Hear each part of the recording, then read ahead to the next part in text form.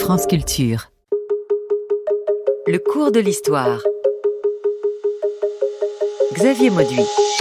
Mao Zedong et la révolution culturelle, une histoire chinoise. Mais qu'est-ce que cette grande révolution culturelle prolétarienne ? Elle est lancée en 1966 et présentée comme une nouvelle étape de la révolution à la suite du grand bond en avant et du petit livre rouge. Mais en réalité, elle ouvre une décennie de chaos qui s'achève en 1976 avec la mort de Mao.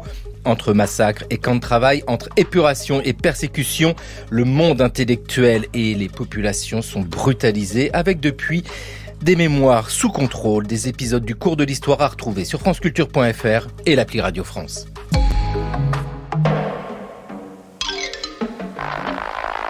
Radio Pékin. C'est par millions que les sujets de Mao crèvent de faim et le dictateur de 600 millions d'êtres avoue sa défaite car la tragédie s'étale à pleine colonne dans les journaux chinois. Mao Tse-tung, grand poète, s'accorde très bien avec Mao Tse-tung, libérateur de la Chine et animateur de cet immense concert de bonne volonté et d'amour autour de lui. La pensée de Mao indique le chemin à suivre. Mao Tse-tung, le plus grand marxiste de notre époque, le plus grand chef du prolétariat.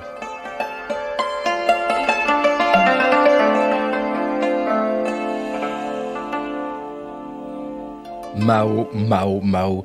Sébastien Weg, bonjour. Bonjour. Vous êtes sinologue, historien, directeur d'études à l'École des hautes études en sciences sociales. Pas possible d'écrire cette histoire-là sans présenter Mao. Nous sommes dans les années 1960. Qui est Mao à ce moment-là ?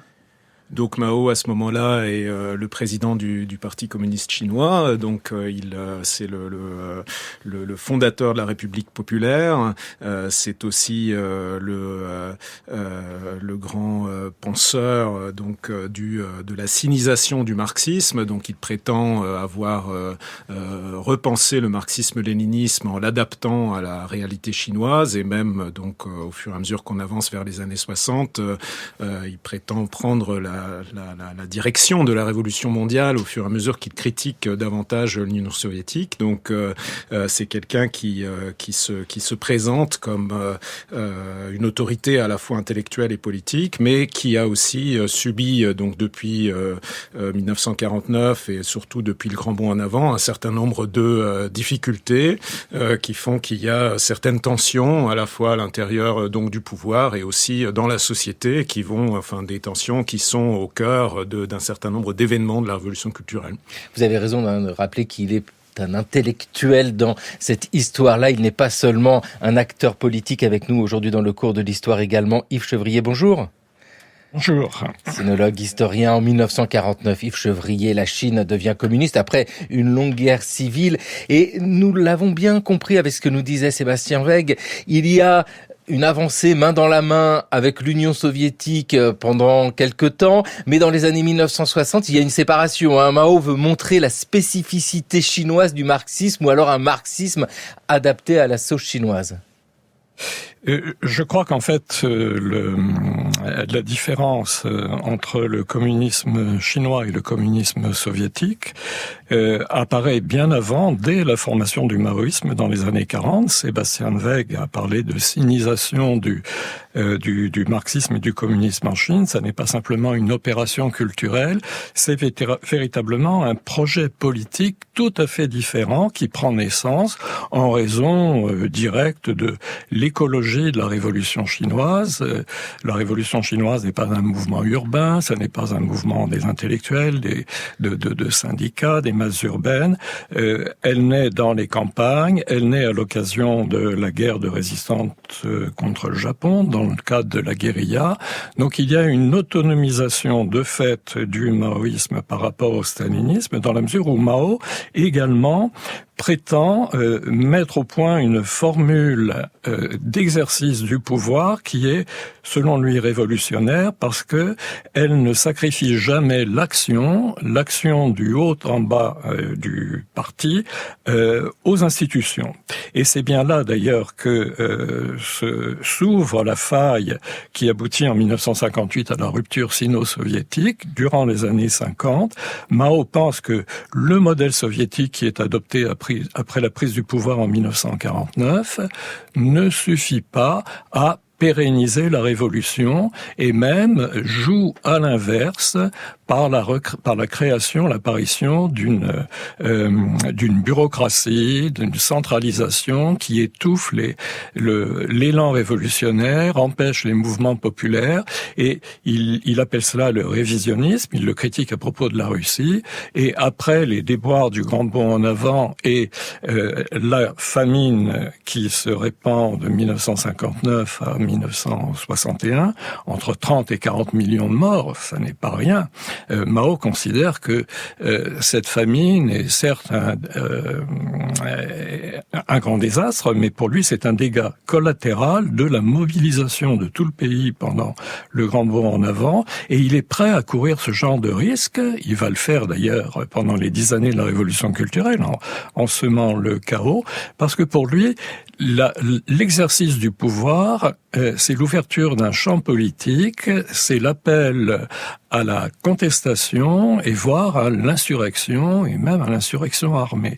De là, le chaos, les 10 années de chaos, comme vous avez intitulé l'émission, qui ne sont pas du tout une aberration, qui ne sont pas du tout une fuite en avant, qui ne sont pas du tout un dérapage, comme par exemple François Furet a pu dire que la terreur française en 92-93 était un dérapage de la révolution de 1789, c'est l'accomplissement même du projet maoïste. Alors en ce qui concerne, j'en termine avec cela, en ce qui concerne la genèse de la révolution culturelle et son lien avec l'histoire du maoïsme dans sa spécificité, on peut dire qu'il y a deux traits qui caractérisent la politique maoïste dans la mesure où elle s'oppose au début des années 60 à la direction révisionniste selon Mao qui est imprimée au parti, au gouvernement par celui qui est alors président de la République, Liu Shaoqi, et puis celui qui est secrétaire général du parti, un certain Deng Xiaoping, qui refera parler de lui. Le premier trait, c'est la pérennisation de la mobilisation révolutionnaire. Faire de la révolution non pas quelque chose qui conduit à l'exercice du pouvoir, mais la substance même de l'exercice du pouvoir. Et deuxième trait, cet exercice du pouvoir, il doit être une action perpétuelle du haut en bas de l'appareil. Et on va y revenir puisque la révolution culturelle, c'est une cascade, une superposition de luttes de factions qui affectent aussi bien les plus hauts cercles du pouvoir civil et militaire que la base, c'est-à-dire la base urbaine, la base ouvrière, et pas seulement les universités, les lycées avec le mouvement des gardes rouges, et également les campagnes. Pour vous donner une idée, on va peut-être revenir sur le bilan humain. Il est extrêmement difficile de chiffrer les dégâts, mais en 1982, après la démaoïsation, le maréchal Ye Tianming, qui est un des plus fidèles compagnons d'armes de Mao et qui a survécu à la révolution culturelle, établit un bilan qui paraît modeste en ce qui concerne le nombre de victimes, c'est-à-dire de cadres qui ont été injustement jugés, emprisonnés, voire tués. Selon lui, c'est quelques centaines de milliers, pas plus que quelques millions de personnes. Mais pour ce qui concerne les personnes qui ont été, à des titres divers, impactées, stigmatisées pendant la révolution culturelle, il donne un chiffre absolument hallucinant de 113 millions de personnes. Et la plupart des historiens considèrent que ce bilan est sous-évalué. 113 millions de personnes, c'est absolument gigantesque et c'est pourquoi le cours de l'histoire s'intéresse à ce moment de l'histoire chinoise avec des échos au-delà de la Chine, la révolution culturelle lancée en 1966. Mais Yves Chevrier nous le disait bien, ce n'est pas quelque chose qui apparaît soudainement mais qui s'inscrit dans une histoire qui débute bien avant 1949. C'est la date que l'on retient quand la République populaire s'installe en Chine. La Chine devient communiste avec Mao. 10 ans plus tard, c'est le grand bond en avant. Sébastien Wegg, ce grand bond en avant, 10 ans après, c'est déjà cela, l'idée c'est que la révolution n'est pas aboutie, il faut aller encore plus loin, donc un bond en avant avec des conséquences dramatiques. Oui, donc comme l'a dit Yves Chevrier, une des spécificités de l'exercice du pouvoir du Parti communiste chinois, c'est une gouvernance par mobilisation et par campagne. Donc en fait, dès 1949, avec la proclamation de la République populaire, il y a une sorte de gouvernance par campagne de mobilisation permanente et la société est mise sous tension de façon permanente. Donc il y a eu un débat historiographique autour de la révolution culturelle, donc pour savoir si cet épisode, Yves y a fait allusion, était une sorte d'aberration dans l'histoire de la République populaire. Donc les historiens officiels après la révolution culturelle ont voulu dire c'était une parenthèse et en fait la bonne voie était celle des 17 années, donc les 17 années qui ont précédé la révolution culturelle. Mais en réalité, quand on étudie de près l'exercice du pouvoir, il n'y a pas de différence de nature, il y a une différence de degré, mais pas de nature entre les campagnes qui ont précédé la révolution culturelle et la révolution culturelle. Et donc, effectivement, le grand bond en avant, mais aussi toute une série d'autres campagnes qui ont lieu de manière quasi permanente entre 1949 et 1966, sont des tentatives de maintenir toujours sous tension la société. Et donc, le grand bond en avant, effectivement, c'était donc il y a eu les années, donc les 5 premières années de la République populaire, ce qu'on a appelé la nouvelle démocratie, donc un gouvernement de transition vers le socialisme, et donc ensuite à partir de 1954 avec le premier plan quinquennal, la construction du socialisme et le grand bond en avant, donc un peu avant le deuxième plan quinquennal, consiste à avancer plus vite dans la construction du socialisme. Et donc effectivement, il y a l'idée de grand bond en avant dans la production, donc de stimuler l'industrie, etc. Mais il y a aussi une vision effectivement de transformation de la société. Les communes populaires, donc regroupement des fermes collectives qui préexistaient, donc des communes populaires immenses, sont des lieux d'utopie, d'invention d'un nouveau type de vie, puisque on confisque par exemple les outils pour faire la cuisine, pour préparer à manger, donc on ne peut manger que dans les cantines collectives, donc les communes populaires c'est souvent plusieurs dizaines de milliers de personnes, donc on mutualise un certain nombre de tâches, donc notamment la garde des enfants, etc. Donc il y a vraiment une volonté de transformation complète de la société. Et donc, d'une certaine façon, c'est cette idée qui est toujours reprise et donc qui revient sous différentes formes. Mais même après le grand bond en avant, donc il y a plusieurs campagnes. Il y a la campagne, donc le mouvement d'éducation socialiste en 1962, les campagnes de purification en 1964-65. Ensuite, la révolution culturelle. Donc la révolution culturelle a pris une autre dynamique pour des raisons qu'on va certainement élucider davantage, mais au départ, c'est encore une de ces campagnes. En tout cas, au début des années 1960, vu d'Occident, la politique de Mao n'est pas considérée comme une totale réussite.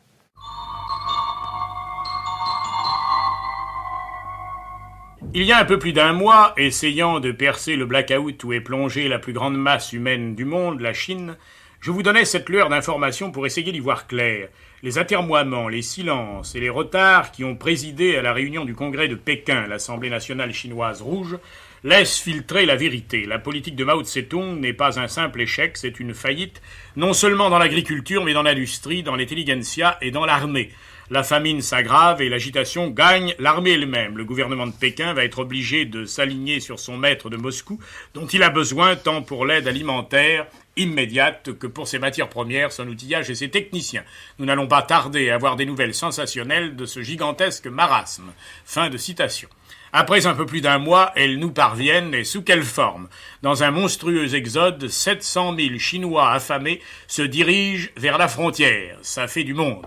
On nous a donc menti quand on nous a dit « Mao, certes, a détruit tout individualisme, toute liberté, tout sens familial, tout respect humain. Il a tout militarisé, tout endoctriné, tout asservi, mais il a donné un peu plus de nourriture au petit peuple. À présent, au moins, presque tout le monde mange. » Eh bien, ça n'est pas vrai. C'est par millions que les sujets de Mao crèvent de faim et le dictateur de 600 millions d'êtres avoue sa défaite car la tragédie s'étale à pleine colonne dans les journaux chinois. Le journaliste Jean Nochet en 1962. Yves Chevrier, c'est ce que vous nous disiez après le grand bond en avant. Là, au début des années 1960, le bilan est dramatique, des millions de morts de famine, avec l'image de Mao qui pourrait paraître très affaiblie. Parce que c'est cela aussi le piège dans cette lecture de l'histoire, c'est de focaliser sur ce personnage, Mao Zedong, sans voir qu'autour, il y avait peut-être d'autres personnes qui auraient pu, eux, porter une autre histoire. Qu'en est-il au début des années 1960 pour Mao Zedong ?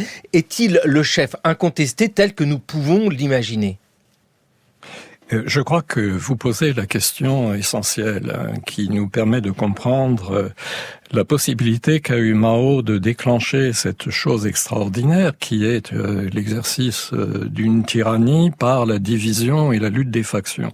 En réalité, au début des années 60, au lendemain du grand bond en avant, la direction chinoise est divisée parce que Mao le veut bien. Il y a certes des difficultés, des tensions, mais il entre dans sa manière d'exercer le pouvoir, de laisser la critique se développer jusqu'à un certain point, et tout cela date de la mise au point du maoïsme dans les années 40, avec des séances de critique et d'autocritique qui concernent également les grands dirigeants. Donc les différences, l'expression des divergences est tout à fait possible. Il y a dans le pouvoir un espace de lutte légitime.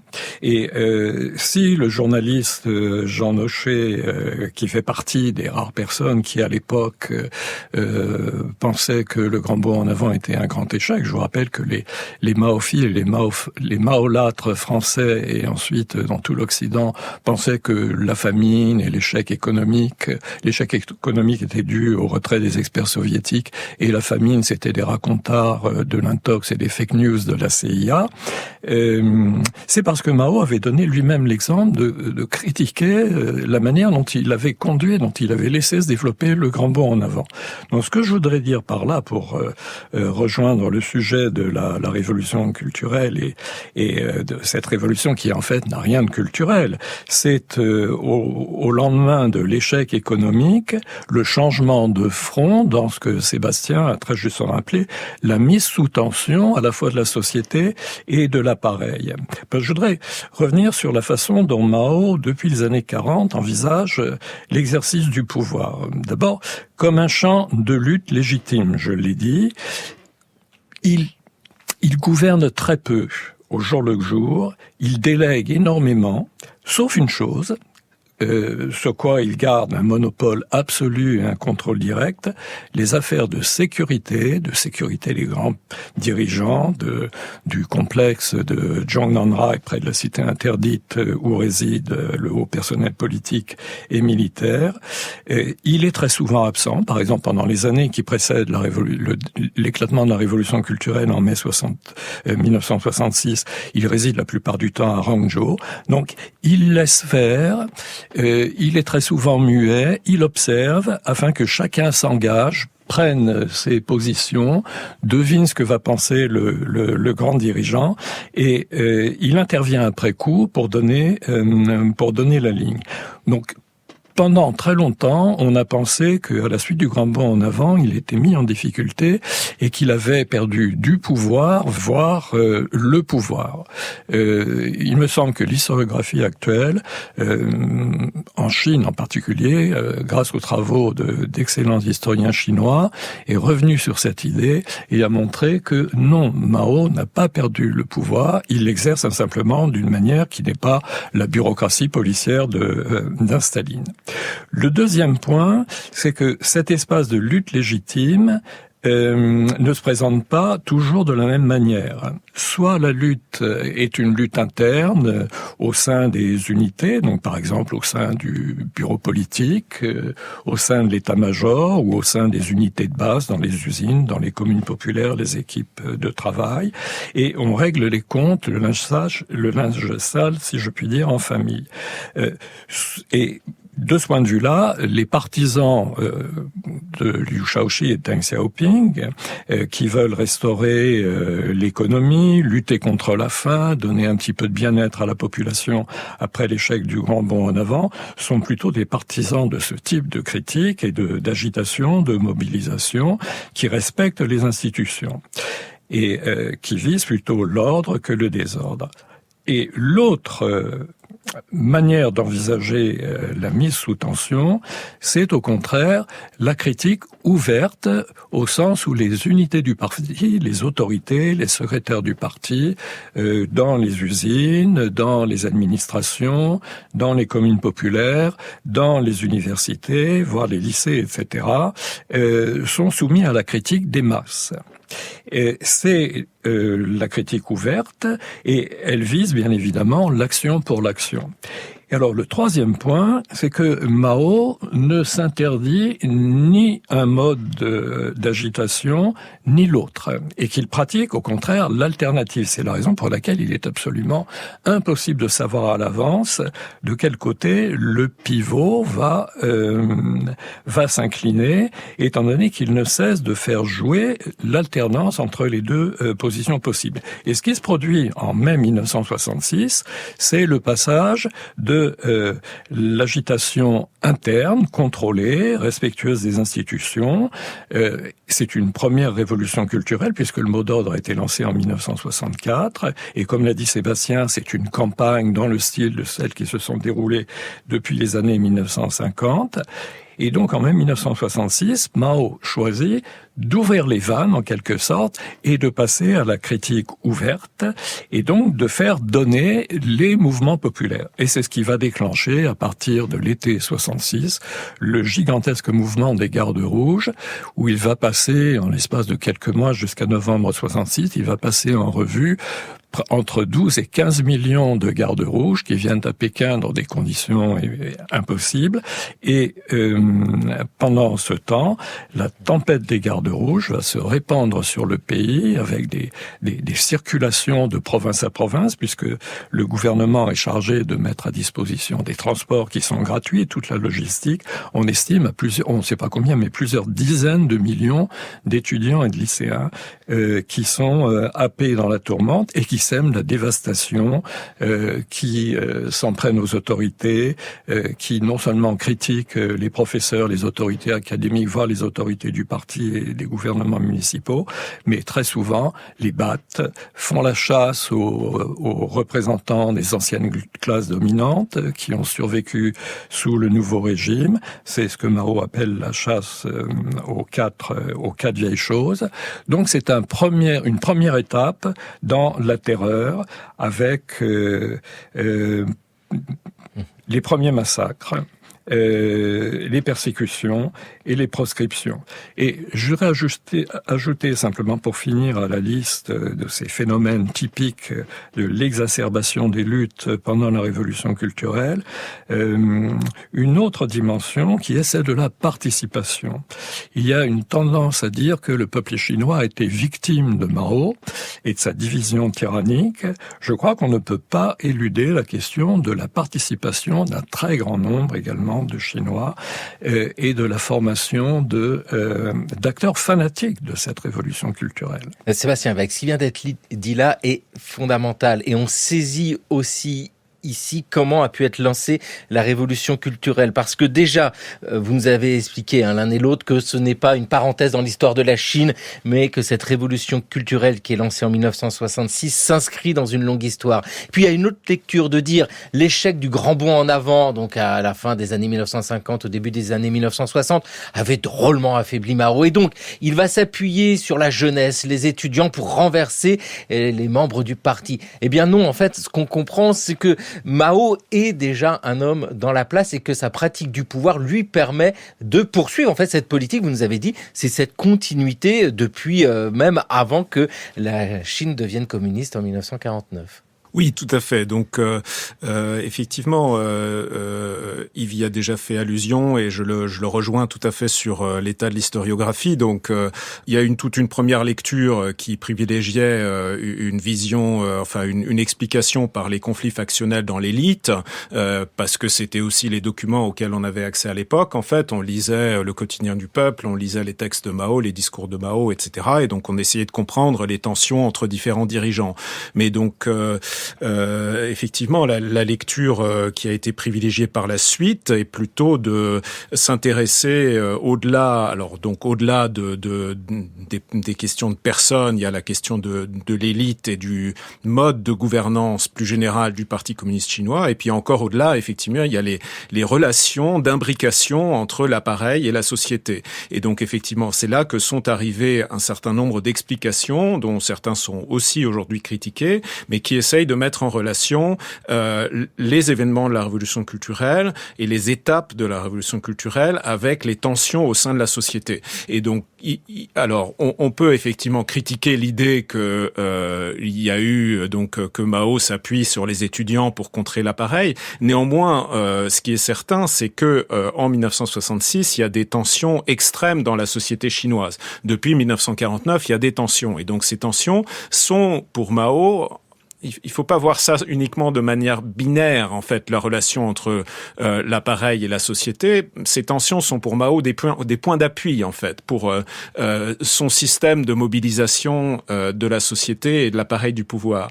Et donc, il y a des tensions partout. Alors, il y a des tensions dans les universités, donc on a beaucoup insisté sur le conflit qu'un historien résume comme celui entre le capital culturel et le capital politique, c'est-à-dire d'un côté, il y a les fils de dirigeants, donc les enfants rouges, les fils et les filles de dirigeants, les enfants rouges donc qui réclament un rôle plus important, et de l'autre côté, il y a les enfants de l'intelligentsia qui eux privilégient, donc se plaignent de ne pas être reconnus pour leur mérite, en fait. Donc ça, c'est une explication qui a longtemps été avancée. Donc pour expliquer notamment les conflits de garde rouge. Donc il faut savoir que les premiers gardes rouges, ce sont donc les enfants rouges, la deuxième génération rouge, les enfants de dirigeants qui sont nés juste après 1949 et qui s'approprient le régime. Et donc ensuite arrive donc le capital culturel, les enfants de l'intelligentsia, qui eux sont, alors ce sont de bons étudiants, ils arrivent à entrer à l'université, mais ils sont toujours un peu, disons, marginalisés parce qu'ils n'ont pas forcément la bonne origine de classe. Donc il faut savoir que les étiquettes de classe, donc qui ont été mises en place dès 1949, en fait, sont une partie intégrante du régime et un outil privilégié de gouvernance. C'est-à-dire qu'en 49, le régime met en place deux étiquettes de classe. Donc le statut de classe en 1949 et le statut de classe donc du père de la personne étiquetée.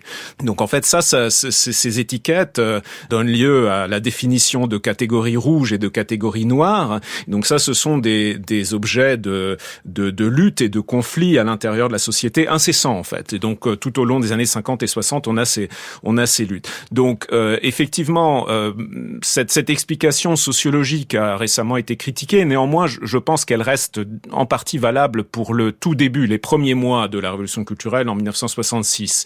Donc, et on retrouve en fait la même chose dans les usines. Donc d'abord il y a les étudiants, ensuite il y a les ouvriers dans les usines, donc vers novembre-décembre 66. Et dans les usines aussi, il y a beaucoup de conflits, de tensions entre les responsables politiques, les ouvriers, ceux qui ont de bonnes étiquettes de classe, ceux qui pensent qu'ils sont plus productifs, etc.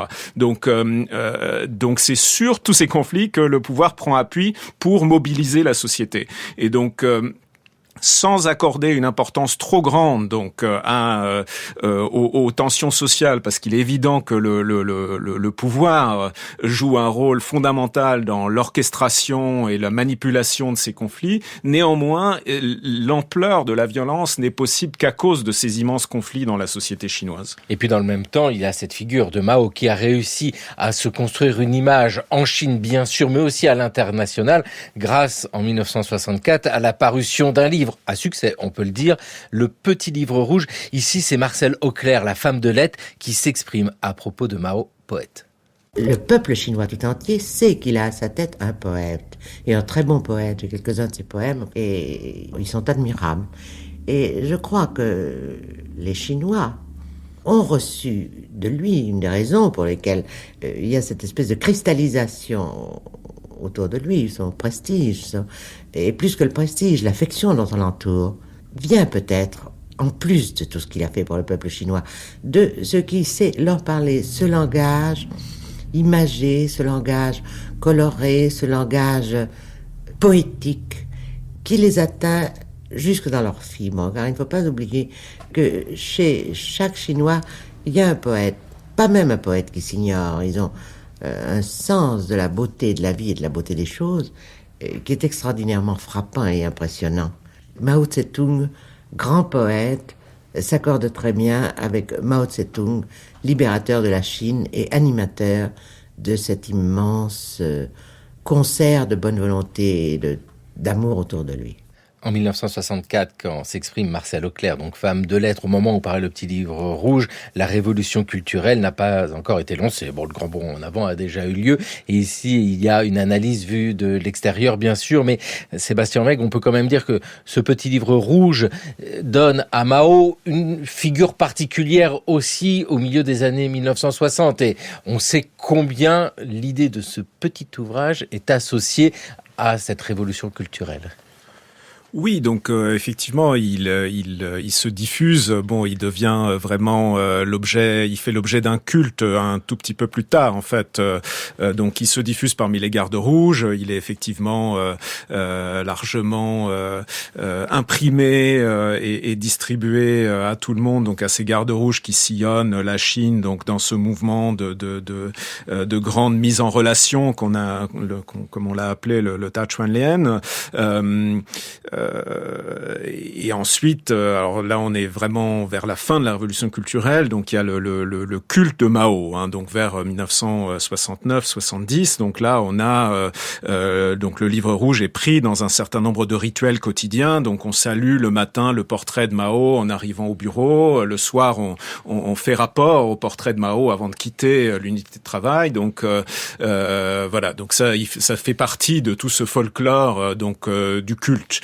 Mais qui apparaît après, c'est-à-dire que ce n'est pas l'apparition du petit livre rouge en 1964 qui conduit à la révolution culturelle 2 ans plus tard, c'est que la propagande et le succès du livre en Chine et ailleurs, c'est aussi le fruit de cette révolution culturelle. Tout à fait. Et du rôle de Lin Biao, donc qui a été le grand promoteur du petit livre rouge.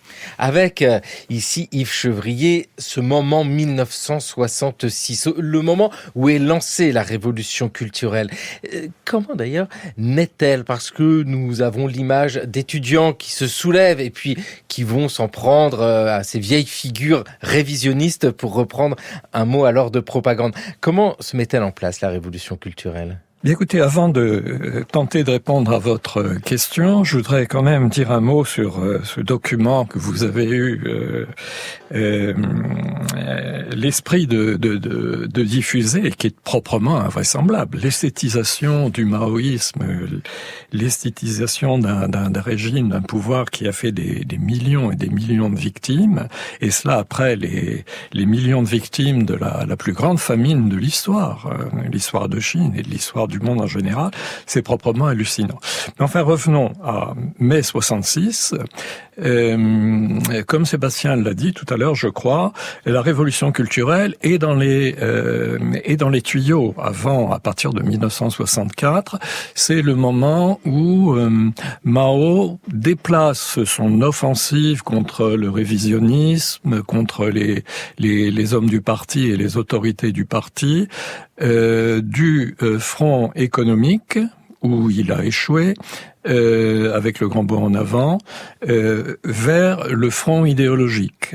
Et il entreprend la chasse aux révisionnistes, enfin ce qu'il appelle les révisionnistes, dans les milieux de la culture, de l'éducation, l'enseignement, et également dans l'armée, puisque à la suite des dissensions consécutives au grand bond, Lin Biao est devenu le chef de l'armée, enfin le numéro 2, puisque Mao est le chef de l'armée également. Cette première révolution culturelle, comme je l'ai indiqué tout à l'heure, elle est récupérée par les appareils et en particulier par Liu Shaoqi qui en même temps qu'est diffusé ce qu'on appelle le petit livre rouge et qui s'appelle en fait les citations du président Mao, fait diffuser son propre petit livre rouge. Car ce qu'il faut comprendre, c'est que ce que nous considérons comme les victimes, les vaincus, les cibles de la révolution culturelle, sont des maoïstes qui pratiquent le langage maoïste et la pratique maoïste des luttes et qui très vite récupèrent les slogans de Mao pour les détourner à leur profit en faveur, comme je le disais, des institutions plutôt que de l'action, mais ils passent quand même par une certaine action. Et mai 66, c'est le moment où Mao les débusque et pour prendre l'ascendant sur eux, décide de faire intervenir les masses. Alors, comment le fait-il ? Eh bien, il ne donne pas un ordre en disant aux étudiants de Pékin de se soulever contre Liu Shaoqi et contre Deng Xiaoping. Il est beaucoup plus malin que ça. Il fait intervenir sa comparse, qui est son épouse depuis les années 40, Tianqing. Et alors, il y a différentes versions, mais on sait que c'est probablement par son canal et par celui de l'âme damnée de Mao, le chef de la police, qui s'appelle Kang Sheng, que apparaît sur le campus de Tsinghua en mai 66 le premier Dazhepao, c'est-à-dire la première affiche en grand caractère qui est en fait un écho à ce que Mao va dire quelque temps après. On a raison de se rebeller et bombarder le quartier général. C'est-à-dire c'est le moment où Mao fait intervenir cette fameuse insurrection populaire qui doit marquer l'ouverture de la critique des autorités avec la participation des masses.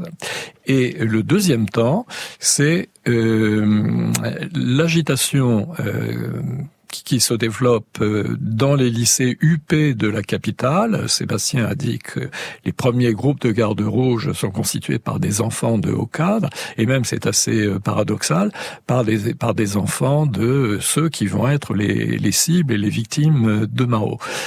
Mais voilà, c'est une forme de conflit de génération.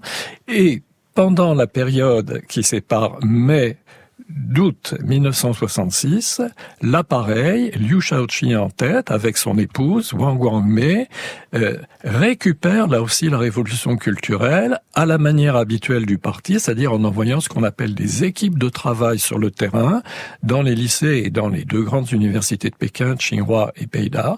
Et ces équipes de travail sont chargées de reconstituer l'unité autour de la ligne du parti et bien évidemment de rétablir l'ordre, car il y a beaucoup de désordre. Et Mao laisse faire, il est toujours à Hangzhou, c'est-à-dire dans le sud où il aime résider à cause de la douceur du climat.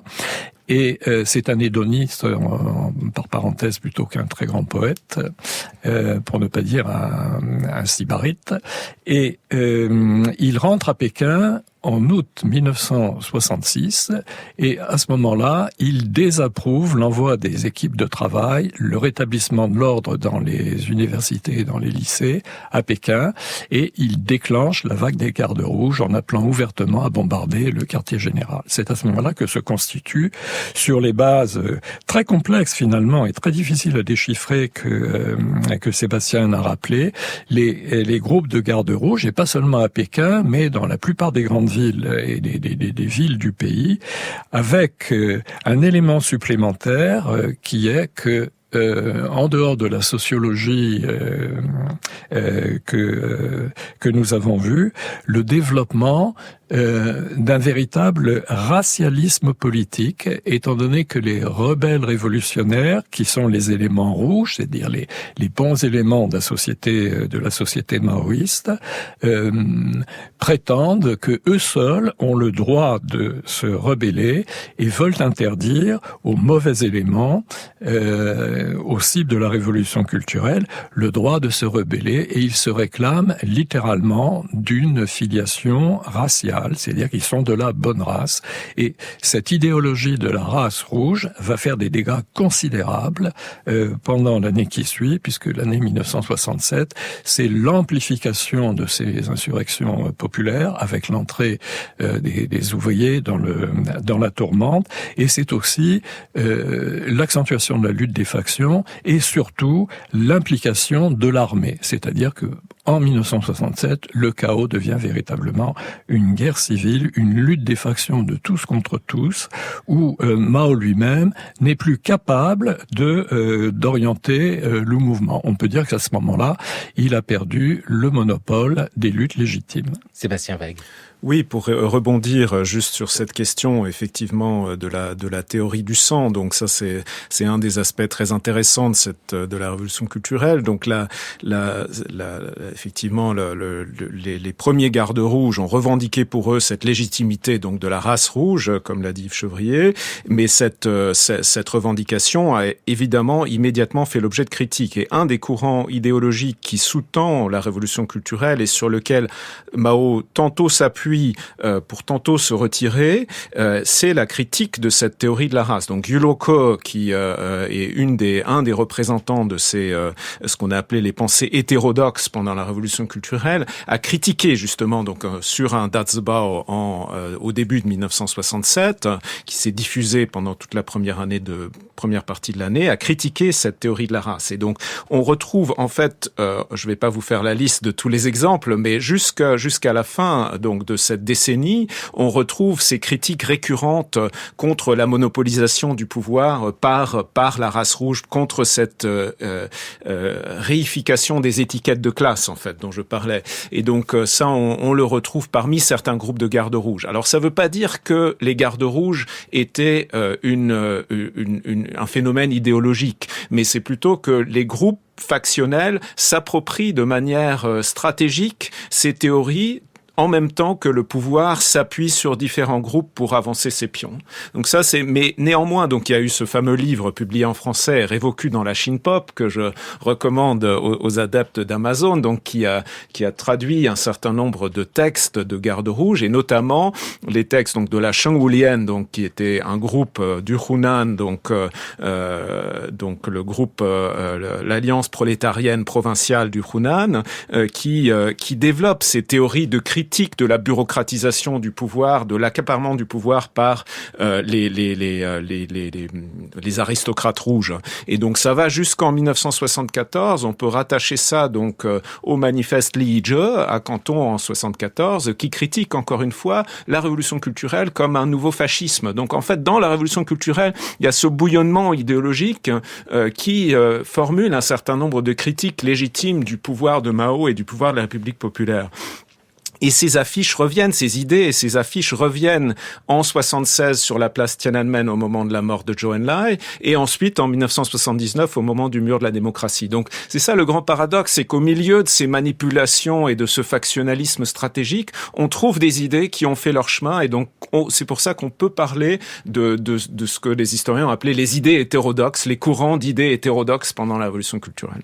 L'ouvrage que vous avez cité, Révocu, alors Révo.QCUL, donc Révolution culturelle dans la Chine Pop, c'est un ouvrage dirigé par le sinologue Guylaine Fabre. Il a paru en 1974. Le titre est audacieux, on peut le dire, avec ici cette rapidité d'événements. On l'entend bien en mai 1966 avec ses premières directives, avec, vous utilisez ce mot d'Azibao, ce sont ces grandes affiches, ces grands caractères que l'on peut voir d'ailleurs quand nous imaginons la révolution culturelle chinoise dans des rues, ces grandes lettres écrites. Et puis, dans le même temps, il y a la presse, évidemment, presse sous contrôle, qui s'empare des événements. En l'espace de seulement quelques mois, à l'appel au combat du comité central du parti et du président Mao, des centaines de millions d'ouvriers, de paysans et de soldats, de cadres et d'intellectuels révolutionnaires, armés de la pensée de Mao Tse-tung, ont balayé un grand nombre de démons taureaux et esprits serpents enracinés dans les cercles idéologiques et culturels. Semblable à une violente tempête, cet élan a brisé en un instant les chaînes spirituelles que la classe exploiteuse leur avait imposées pendant de nombreuses années. Les soi-disant experts, savants, autorités et grands maîtres bourgeois ont été abattus et leur prestige balayé.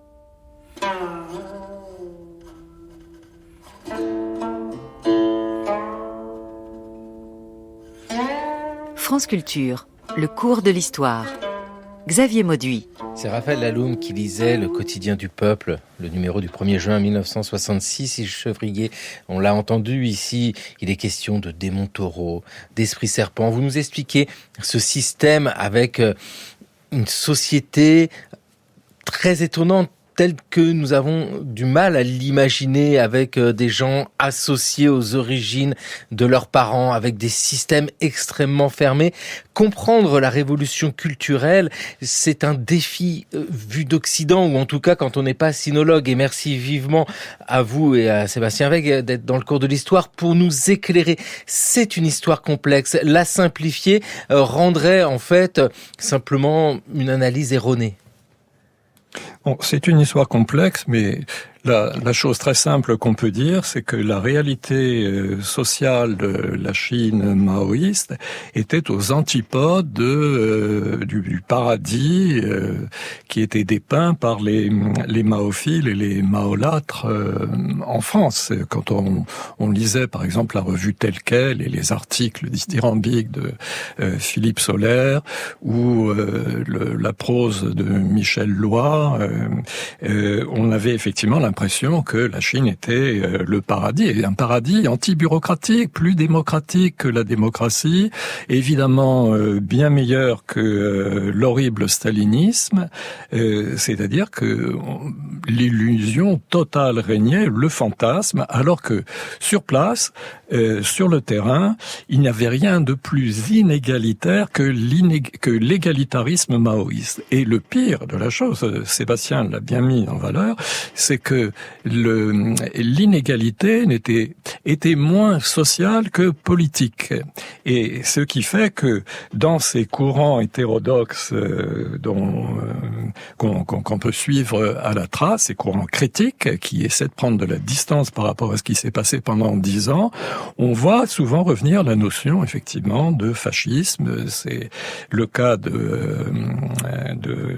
groupe Liege, mais aussi on parle de féodalité. Dans les années 80, la critique de l'époque maoïste de la révolution culturelle est souvent associée à la dénonciation d'un retour du féodalisme, et pas simplement du fait de l'affrontement des factions, de l'éparpillement du pays, mais aussi à cause de cette fameuse pratique des liens du sang qui certes a été critiquée, mais qui a quand même aussi très souvent servi à classer les groupes les uns par rapport aux autres, chaque groupe prétendant évidemment avoir une pureté, une filiation plus pure que les autres. Alors à propos de la complexité, je crois qu'il faut en venir à l'ambivalence de Mao.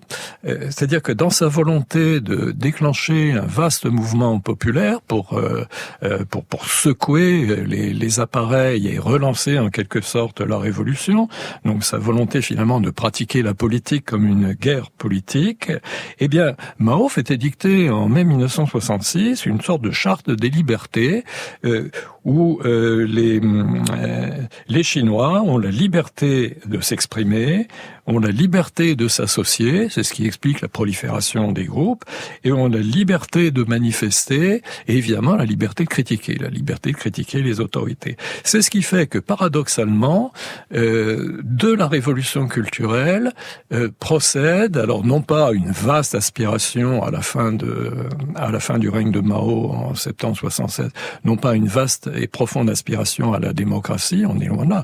Les gens, à la fin de 10 années de révolution culturelle, veulent la tranquillité, le retour à l'ordre et un petit peu de bien-être, en tout cas de mieux-être. Mais finalement, des groupes et des idées qui sont proprement des germes de démocratie, et la construction du mouvement démocratique dans les années 80 est paradoxalement directement liée à cette facette, pour le coup, démocratique, et paradoxalement démocratique, avec les libertés qui ont été concédées aux Chinois, et sur lesquelles évidemment Deng Xiaoping va revenir après le mouvement de ce qu'on appelait le printemps de Pékin en 79, mais il en reste des traces profondes dans les mentalités sans lesquelles on ne comprendrait pas les événements des 10 années qui ont suivi.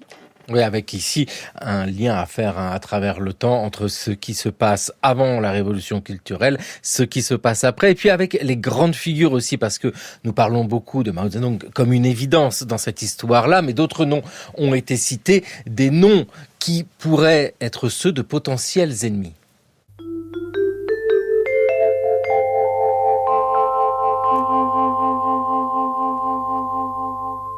Une nouvelle rumeur aujourd'hui encore. Lin Piao aurait été tué dans un accident d'avion. C'est ce qu'affirme un journal de Hong Kong, un journal de tendance nettement anticommuniste, il faut le dire. Lin Piao, le dauphin de Mao Tse-tung, aurait essayé de renverser le régime, et cela le 12 septembre dernier, sans succès.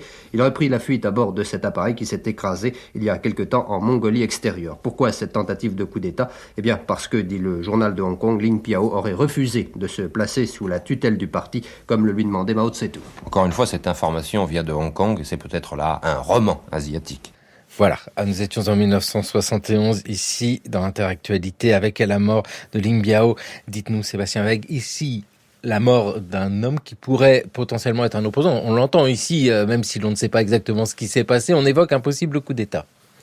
Donc Lin Biao, c'était le plus fidèle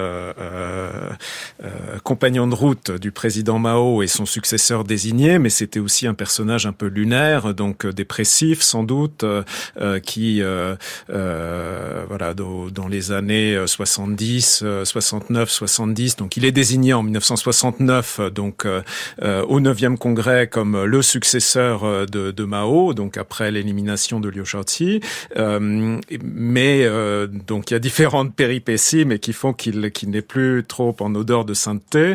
Et en 1971, sans doute, on n'a jamais fait la lumière complète sur l'incident, mais sans doute craignant d'être victime d'une purge, sans doute sous l'influence de son fils Lin Liguo, Lin Biao s'embarque dans un avion et effectivement cet avion s'écrase en Mongolie, donc en Mongolie extérieure. Suite à quoi, en fait, donc le pouvoir, Mao lance une nouvelle campagne. Donc, il avait déjà éliminé un autre fidèle, Chen Boda, et donc est lancé une campagne contre Lin Biao et Chen Boda, donc avec notamment la préparation d'un rapport sur les prétendus crimes de la bande Chen Lin. Et donc c'est ce rapport, alors avec certainement quelques documents réels, peut-être enrobés d'une façon qui leur donnait un sens qu'ils n'avaient peut-être pas. Donc ce rapport prétend qu'il y avait un complot effectivement contre Mao qui avait été démasqué, mais surtout publie en fait les critiques formulées par certaines personnes haut placées dans le pouvoir contre l'exercice tyrannique du pouvoir par Mao, encore une fois contre les inégalités, contre la structure de la société autour des loyautés politiques. Et donc c'est ce rapport qui sera diffusé, donc les fan mian zhaotai, donc les documents pour l'éducation par l'exemple négatif que le pouvoir communiste affectionne beaucoup. Donc ce rapport sera largement diffusé et c'est la lecture de ce rapport et des critiques qu'il fait du pouvoir qui, pour beaucoup de jeunes instruits, de personnes démobilisées, de jeunes, d'étudiants, d'anciens gardes rouges qui ont subi toutes ces années de campagne politique marquent une sorte d'effondrement de la légitimité du pouvoir, du projet de Mao. Et donc, pour beaucoup, dans beaucoup de souvenirs, c'est ce moment, donc, de la mort de Lin Biao et donc de tout ce qui s'est ensuivi, avec la publication de ces prétendus complots qui marque une désaffection durable vis-à-vis du régime. Et donc là, les années suivantes, donc de 71 à 76, c'est ce que Frank Dikötter appelle les années grises. Donc c'est une sorte, il y a encore des campagnes politiques, mais de plus en plus de personnes se retirent en fait de la vie politique et essayent de revenir à une vie un peu en dehors de ces campagnes de masse. 1976, la mort de Mao. Pékin, 27 mai 1976. Mao Tse-tung reçoit le premier ministre pakistanais, M. Ali Bhutto. C'est la dernière image de Mao vivant. 2 semaines après, le 15 juin, le comité central du Parti communiste chinois annonçait que Mao, affaibli par la maladie, ne pourrait plus recevoir de visiteurs étrangers de passage en Chine. Et puis aujourd'hui, la nouvelle est tombée, Mao est mort. Aussitôt à Pékin, tous les drapeaux officiels ont été mis en berne, alors que d'autres apparaissaient aux fenêtres des habitations. Par ailleurs, aucune mesure exceptionnelle de sécurité ne semble avoir été prise. Sur Antenne 2, en septembre 1976, l'annonce de la mort de Mao. Yves Chevrier, c'est la fin de la révolution culturelle ? Oui, c'est la fin de la révolution culturelle, car Mao a désigné un successeur, qui est en fait un de ses adjoints à la tête de la police, Roi Kofeng. Et ce Roi Kofeng, bien qu'il se prétende le fidèle continuateur de Mao, en alliance avec les pragmatiques, les maréchaux et ceux qui vont faire revenir Deng Xiaoping au pouvoir, suspend immédiatement la lutte des classes et entame une politique de modernisation que Deng Xiaoping accentuera avec des réformes en se débarrassant de Roi Kofeng. Mais on peut dire que la révolution culturelle meurt avec Mao et que Mao, du coup, apparaît comme un personnage incapable de sortir de l'état de guerre politique grâce auquel il a formé le maoïsme dans les années 1940. C'est sa grandeur et évidemment, c'est son côté sombre et négatif. Il fait partie des rebelles jusqu'au boutiste qui sacrifient tout à leur idéal de révolution et qui ne prennent pas en cause les peuples dont ils prennent la charge. Il ne lègue pas le pouvoir à Roi Kofeng, à mon sens. Il veut lui léguer ses luttes et en faire cette espèce de pivot, cet arbitre des factions, que Roi Kofeng d'ailleurs était un personnage sans envergure, était incapable d'assumer. Et en même temps, il lègue un extraordinaire repoussoir, c'est-à-dire la volonté qu'ont les Chinois de sortir de cette espèce de tunnel. Et ils sont éclairés sur cette voie par, on a parlé d'aspiration démocratique, retour à la légalité socialiste, la dénonciation des inégalités réelles, du fascisme, l'archaïsation économique du pays, mais en même temps par la chance extraordinaire qu'a la Chine d'avoir une équipe de survivants, de vétérans qui ont survécu, en tête desquels se trouve Deng Xiaoping, puisque Liu Shaoqi a été laissé mourir dans sa prison. Deng Xiaoping qui en 1962 avait formulé le fameux aphorisme qui va être l'emblème des réformes à venir. Peu importe la couleur du chat, pourvu qu'il attrape bien les souris. Et ce à quoi Mao avait répliqué, n'oublions jamais la lutte des classes. Et finalement, la démaoïsation que Mao avait craint à la suite de la déstalinisation, dès les années 1950, il a été obligé de la subir post-mortem. Elle a lieu en 1980. Sébastien Weg, c'est vraiment cela, hein. C'est cette lutte en continu de la guerre civile du Grand Bond en avant de la révolution culturelle qui marque l'existence de Mao, qui échappe à la déstalinisation, à la démaoïsation qui aurait pu avoir lieu en Chine. Oui, c'est ça. C'est-à-dire que quand on demande, quand on entend en fait les survivants ou les personnes qui ont vécu la révolution culturelle, je crois que le souvenir le plus marquant, c'est que tout le monde a été à la fois victime et coupable. Tout le monde a participé à cette mobilisation, et donc c'est pour ça que c'est tellement difficile de faire le bilan de la révolution culturelle. Alors il y a un bilan officiel qui est fait à travers la résolution de 1981, donc adoptée par le parti très officiellement sous l'égide de Deng Xiaoping, mais qui en réalité donc désigne comme coupable la bande des quatre et Lin Piao, mais qui en réalité laisse complètement en friche la question des véritables responsabilités et notamment de la participation des masses donc à ces persécutions. Merci beaucoup à vous deux de nous avoir éclairés sur cette révolution culturelle chinoise. Et d'ailleurs, j'envoie aux épisodes du cours de l'histoire parce qu'il faut approfondir la question sur les massacres et les camps de travail et sur ces mémoires complexes. Yves Chevrier, L'Empire terrestre, c'est votre ouvrage d'histoire politique en Chine au XXe et XXIe siècle. Je dis votre ouvrage, je devrais dire vos ouvrages parce qu'il y a plusieurs volumes. Et Sébastien Weg, Fiction du pouvoir chinois. Et on l'a bien entendu aujourd'hui, littérature, modernisme et démocratie au début du XXe siècle. Merci vivement à vous deux. Le prochain épisode dans le cours de l'histoire, ce sont donc les massacres et les camps de travail. J'avais parfois le vertige, car j'écrivais au moins 1000 mots par jour, avec mon sang. Avec mon sang. Le cours de l'histoire sur France Culture, une émission réalisée par Thomas Beau avec à la technique Mineta Diawara. Et merci à Charles Danet, à Issy-Roussillon, à Perpignan. Le cours de l'histoire, une émission préparée par Raphaël Alloum, Jeanne Copet, Sidonie Lebeau, Luce Mouron. Chloé Rouillon et Jeanne Delecroix. Merci à l'INA, l'Institut national de l'audiovisuel, pour son aide dans la recherche d'archives. Le cours de l'histoire est à écouter, à podcaster sur franceculture.fr et l'appli Radio France.